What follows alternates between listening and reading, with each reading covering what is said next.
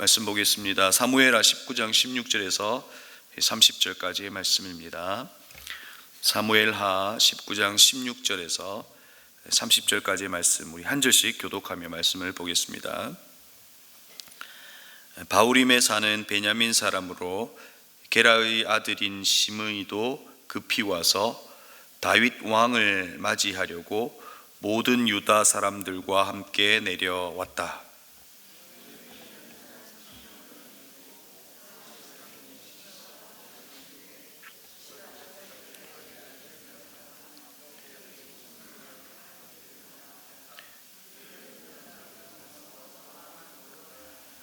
그들은 왕의 가족이 강을 건너는 일을 도와서 왕의 환심을 사려고 나룻배로 건너갔다. 왕이 요단강을 건너려고 할 때에 게라의 아들 시므이가 왕 앞에 엎드려서 말하였다. 임금님, 네 종의 허물을 마음에 두지 말아 주십시오. 높으신 임금님께서 예루살렘에서 떠나시던 날 제가 저지른 죄악을 임금님께서는 기억하시고 마음에 품지 말아 주십시오. 바로 제가 죄를 지은 줄을 이 종이 잘 알고 있습니다. 그렇기 때문에 제가 오늘 요셉 지파의 모든 사람 가운데서 맨 먼저 높으신 임금님을 맞으러 내려왔습니다. 스루의 아들 아비새가 그 말을 받아서 왕에게 말하였다. 주님께서 기름 부어 세우신 분을 시므이가 저주하였으니 그것만으로도 시므이는 죽어야 마땅할 줄 압니다. 그러나 다윗이 말하였다. 스루의 아들들은 들어라. 나의 일에 왜 너희가 나서서 오늘 나의 대적이 되느냐? 내가 오늘에서야 온 이스라엘의 왕이 된 것 같은데 이런 날에 이스라엘에서 사람이 처형을 받아서야 되겠느냐? 왕이 시므이에게 맹세하였다. 너는 처형을 당하지 않을 것이다. 그때 사울의 손자 므비보셋도 왕을 맞으러 내려왔다. 그는 왕이 떠나간 날부터 평안하게 다시 돌아오는 날까지 발도 씻지 않고 수염도 깎지 않고 옷도 빨아 입지 않았다. 그가 예루살렘에 와서 왕을 맞이하니 왕이 그에게 물었다. 므비보셋은 어찌하여 너와 함께 떠나지 않았느냐? 그가 대답하였다. 높으신 임금님, 저는 다리를 절기 때문에 나귀를 타고 임금님과 함께 떠나려고 제가 탈 나귀의 안장을 얹으라고 저의 종에게 일렀으나 종이 그만 저를 속였습니다. 그리고는 그가 임금님께 가서 이 종을 모함까지 하였습니다. 임금님은 하나님의 천사와 같은 분이시니 임금님께서 처분하시기를 바랍니다. 제 아버지의 온 집안은 임금님에게 죽어도 마땅한 사람들 뿐인데 임금님께서는 이 종을 임금님의 상에서 먹는 사람들과 함께 먹도록 해주셨으니 이제 저에게 무슨 염치가 있다고 임금님께 무엇을 더 요구하겠습니까? 내가 어찌하여 그 이야기를 또 꺼내느냐? 나는 이렇게 결정하였다. 너는 시바와 밭을 나누어 가져라. 함께 읽겠습니다. 므비보셋이 왕에게 아뢰었다. 높으신 임금님께서 안전하게 왕궁으로 돌아오시게 되었는데 이제 그 밭을 다 차지한들 어떻습니까? 아멘. 여러분은 이야기를 구성하는 요소를 인물, 사건, 배경으로 이야기하죠. 오늘의 이야기의 배경은 이제 예루살렘을 중심으로 해서 이루어지고 있고요. 또 사건은 어떤 사건으로부터 이야기가 이어지고 있는 겁니까? 압살롬의 난으로부터 이제 이어지고 이제 환궁을 하는 사건의 이야기입니다. 그리고 이야기 속에 등장하는 많은 인물들이 있습니다. 특별히 이 다윗의 이야기 속에서 많은 인물들이 등장하죠. 대표적으로 사무엘, 골리앗, 사울, 요나단, 이때 압살롬, 암논, 다말, 요압, 밧세바, 솔로몬 등등 많은 인물들이 다윗의 이야기 속에서 등장합니다. 많은 인물들의 관계 속에서 그 관계를 풀어내는 것이 이 사무엘 상하의 이야기이고 또 그에게 일어났던 사건에 대하여 어떻게 반응하는지가 바로 그 이야기의 주된 내용이다, 이렇게 말할 수 있는 것이죠. 우리는 이 사무엘 상하를 읽어가면서 사실상 다윗의 그 어떠함을 찾아내는 지혜가 아니라 그 속에서 일하고 계신 하나님의 주권적인 그 사역에 대한 부분에 우리는 더 큰 관심을 가져야 되지 않을까 하는 생각이 듭니다.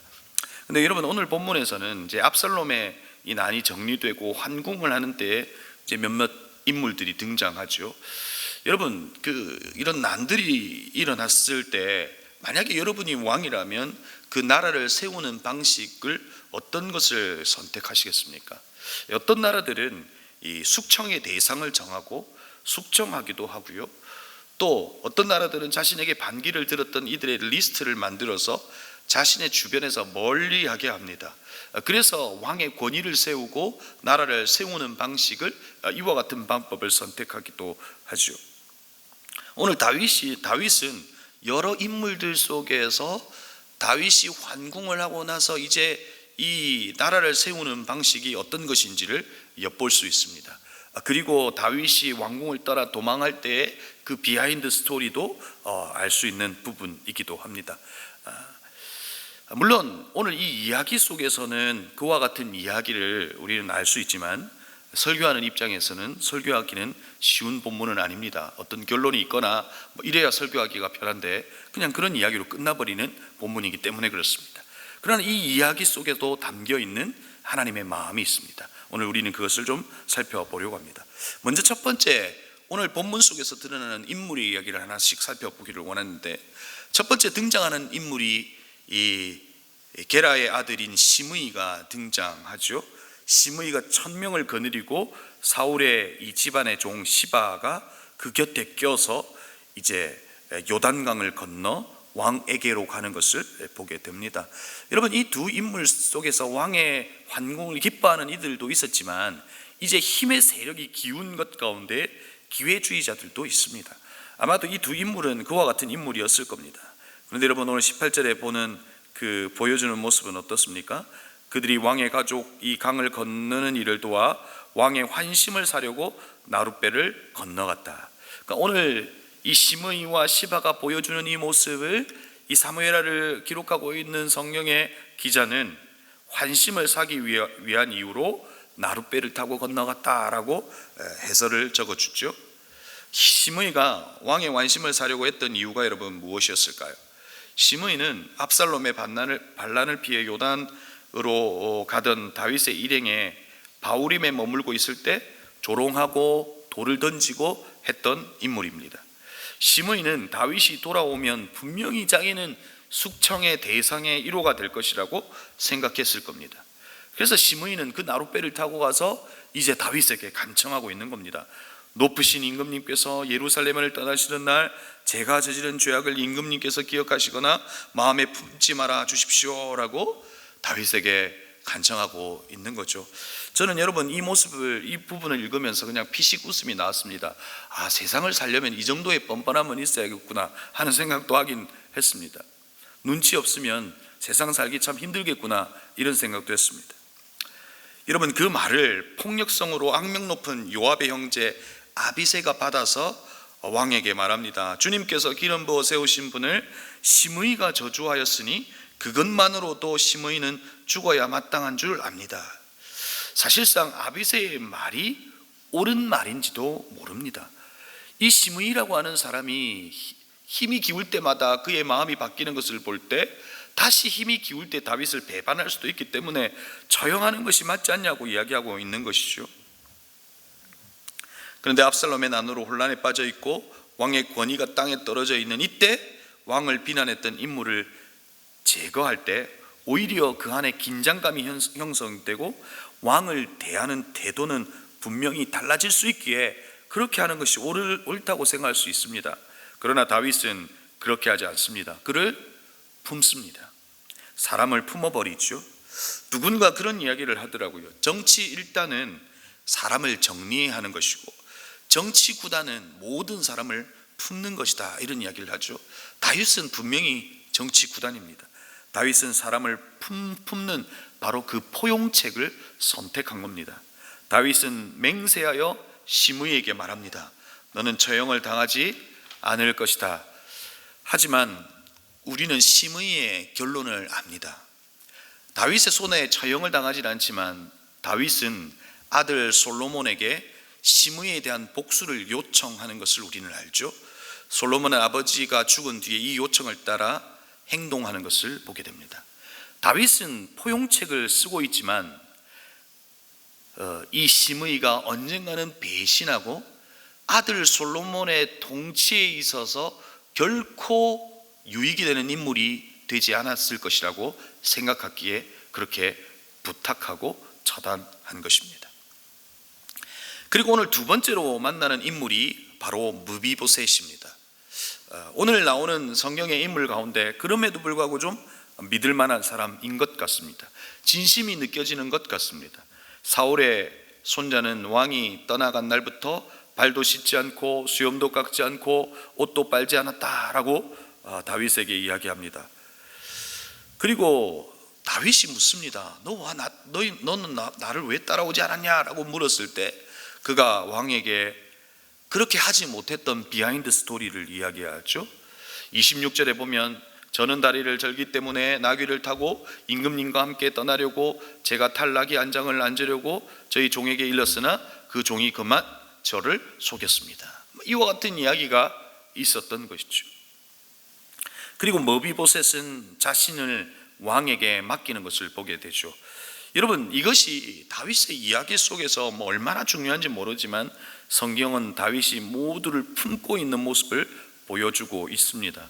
그리고 무비보셋에게는 29절에서 시바와 밭을 나누어 가지라라고 이야기하죠.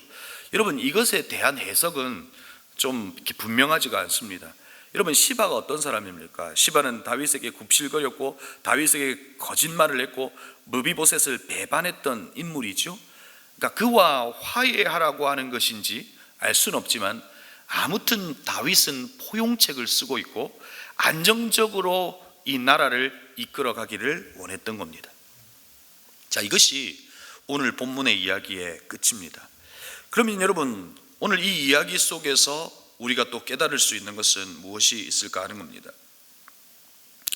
이 역사의 이야기를 통해서 우리가 알게 되는 건 뭘까요? 여러분, 이 역사의 이야기를 통해서 알게 되는 것은 모든 역사는 승리자 중심으로 해석되고 주도된다는 겁니다.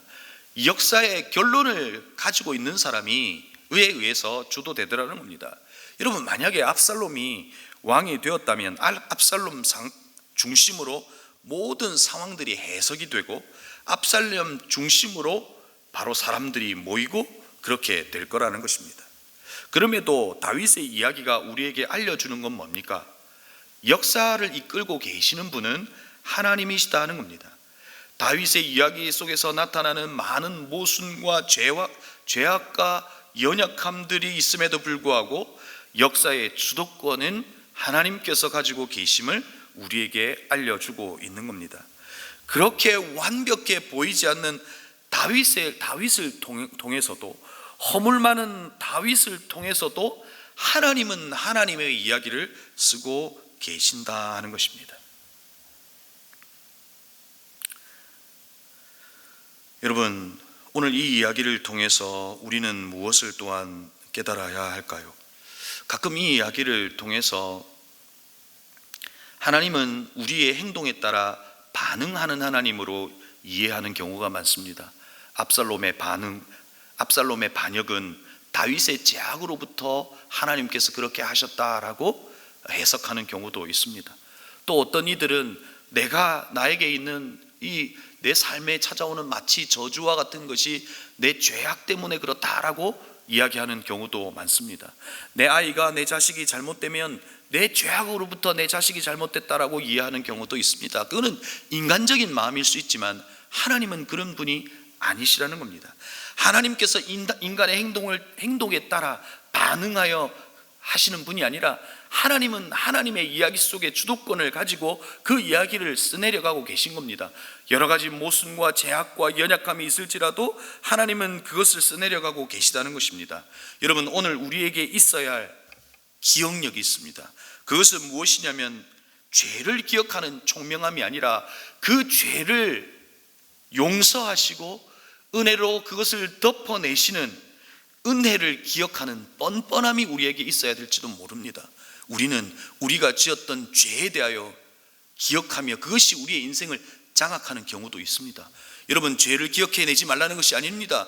그 죄를 주님 앞에 가져와 회개하고 하나님의 은혜를 덧입혔다면 그 하나님이 우리의 죄악을 기억하지 아니하시고 용서하시는 그 죄보다 더 크신 하나님이라고 하는 사실 가운데 하나님의 은혜를 기억하는 뻔뻔함이 우리에게 있어야 되는지도 모른다는 겁니다. 여러분, 제가 왜 이 이야기를 하는 겁니까?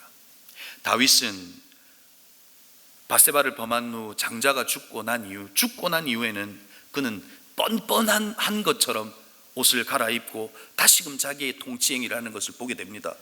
그런데 오늘의 성령의 모습 속에서는 그 모습을 찾아볼 수가 없습니다. 압살롬이 죽었습니다. 그러면 죽고 난 이후에 자기는 왕으로서의 자세를 갖추고 그렇게 뻔뻔하게 왕의 임무를 해야 될지도 모르는 거 아닙니까? 그런데 여러분, 다윗은 바로 이 압살롬에게, 암논에게서 누구를 보고 있는 겁니까? 자기를 보고 있는 겁니다. 다말을 범한 암논, 자기 아들 모습, 그리고 반역하고 있는 이 압살롬의 모습 속에서 늘 자신을 확인하고 있는 겁니다. 그 죄책감과 그 가운데 끌려다니고 있는 다윗의 모습을 보게 되는 것이죠. 여러분, 오늘 이 부분에 있어서 많은 해석이 달리할 수 있지만 오늘 여러분에게 도전하고 싶은 것은, 우리에게도 과거가 있을 수 있습니다. 우리가 지었던 죄의 흔적이 있을 수 있습니다. 그러나 그것이 우리의 인생을 장악하는 것이 아니라 그것을 용서하셨던, 우리를 위해서 자기 아들을 내어주심으로 우리의 죄악을 대신하려고 하셨던 그 하나님의 은혜를 기억하는 그 뻔뻔함이 있는 우리의 인생이 될 수 있기를 바랍니다. 그리하여 우리의 하루하루를, 우리의 인생을 당당하게 살아가실 수 있는 저와 여러분이 되실 수 있기를 바랍니다. 또한 여러분에게 도전합니다. 역사는 하나님께서 그 주도권을 가지고 계십니다. 여러분이 계획하고 여러분이 그것을 이끌어 간다고 해서 여러분이 원하는 대로 이루어지지 않습니다. 오히려 그 모든 주도권을 하나님에게 맡길 수 있기를 바랍니다. 그럴 때 여러분의 이야기는 하나님께서 써내려 가시는 하나님의 이야기가 될 것입니다. 기도하시겠습니다. 말씀을 기억하며 기도했으면 좋겠습니다. 이제 다윗이 환궁을 하고 있습니다. 포용책을 쓰고 사람을 품습니다. 다윗의 이야기 속에서 우리에게 던져주는 여러 가지 도전이 있습니다. 그럼에도 불구하고 오늘 우리가 기억해야 할 것은 무엇입니까? 역사의 주도권은 하나님이 가지고 계신다는 겁니다. 수많은 모순과 또 죄악과 연약함이 있음에도 불구하고 하나님께서는 그 역사를 주도해 나가신다는 겁니다. 하나님이 소원하시고 하나님이 꿈꾸시는 그 역사의 이야기를 써내려 가신다는 겁니다. 그 이야기 속에 우리가 필요한 겁니다. 믿음의 눈으로 하나님을 바라보고 있는 저와 여러분이 필요한 겁니다. 우리에게도 허물이 있을 수 있고 죄악이 있을 수 있지만 그것을 기억하여 과거에 묶여있는 저와 여러분의 인생이 아니라 하나님의 은혜를 기억하고 그것으로 당당하게 믿음으로 살아내는 한 인물, 그 사람은 하나님이 주목하고 계신 줄 모릅니다. 그리할 때 우리가 하나님의 이야기 속에 한 부분을 써내려갈 수 있다는 겁니다. 우리 말씀을 기억하며 기도할 때 하나님 우리의 인생의 역사를 주도하고 계신 하나님에게 모든 것을 맡기고 살아내는 우리의 인생이 되게 해달라고 말씀을 기억하며 기도하십시다. 두 번째로, 오늘은 가정을 위하여 기도하는 시간입니다. 오늘 이 시간 가정을 위하여 기도하십시다. 여러분, 다윗의 가정이 왜 이렇게 된 겁니까? 압살롬에게 보였던 모습이 자기의 모습이 보인 겁니다. 그러나 다윗은 그들을 꾸짖어야만 했습니다. 그것을 끊어내야만 했습니다. 그러나 그것을 끊어내지 않았기에 바로 이와 같은 일들이 있었던 겁니다. 하나님이여, 부모로서 정말 주님의 은혜를 기억하고 믿음 안에서 당당히 서 있게 하시고 우리의 가정이 죄악을 끊어내고 정말 믿음의 가정이 될 수 있도록 우리의 가정을 붙들어 주옵소서라고 말씀을 기억하시면서, 그리고 가정을 기억하시면서, 그리고 여러분이 가져오신 기도의 제목을 가지고 이 시간 합심으로 함께 기도하시겠습니다.